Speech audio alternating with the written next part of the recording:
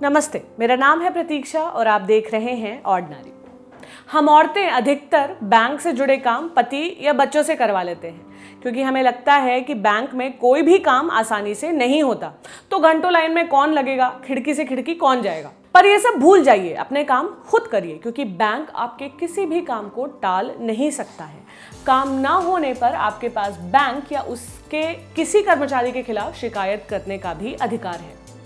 हमने इस बारे में शितांशु तिवारी से बात की। वो syndicate bank corporate office Bengaluru branch में मैनेजर हैं। उन्होंने हमें जो बातें बताई हम आप तक पहुंचा रहे हैं। आप बैंक पहुंची हैं और आपसे कहा जाए कि बैंक बंद होने का समय हो गया है या फिर काम आज नहीं हो पाएगा, तब आप पूछ सकती हैं कि बैंक ने लिखित रूप से खुलने और बंद होने की जानकारी क्यों नहीं दी है। बैंक में खुलने और बंद होने का समय साफ तरीके से लिखा होना चाहिए। समय में बदलाव करने पर बैंक को लिखित रूप से सूचना देनी होती है।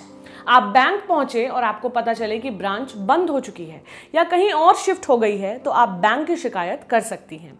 बैंक ब्रांच बंद कर रहा है या जगह बदल रहा है तो ग्राहकों को 2 महीने पहले उसे लिखित जानकारी देनी पड़ती है।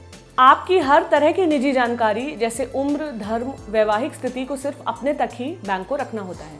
अगर बैंक रेगुलेटरी गाइडलाइंस जैसे आरबीआई के अंदर जानकारी बांटने की जरूरत होती भी है, तब बैंक ग्राहक को पहले बताता है।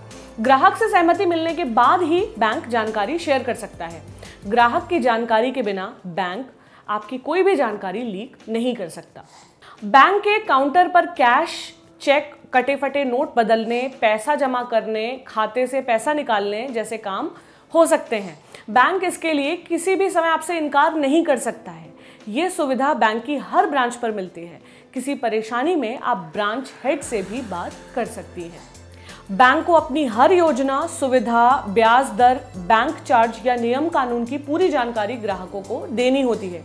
ये बैंक की वेबसाइट या ब्रांच पर उपलब्ध होनी चाहिए। इसके अलावा एसएमएस, मेल वगैरह भी आजकल कई तरीके होते हैं। अगर किसी ग्राहक को इनमें से कुछ भी समझने में परेशानी आ रही है, तो बैंक के अधिकारी की जिम्मेदारी है कि वो आपको संबंधित चीजें समझाने में मदद करे और आप बेधड़क उन तक जा सकते हैं।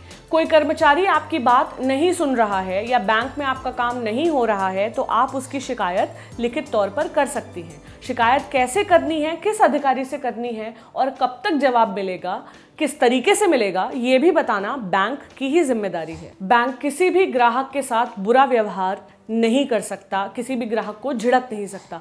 उसकी जिम्मेदारी होती है कि ग्राहक की बात सुनी जाए, उसका काम जल्द से जल्द निपटाया जाए।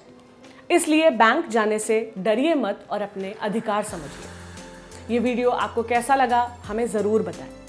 अगर ये वीडियो आप फेसबुक पर देख रहे हैं तो हमारे फेसबुक पेज ऑर्डिनरी को लाइक करिए।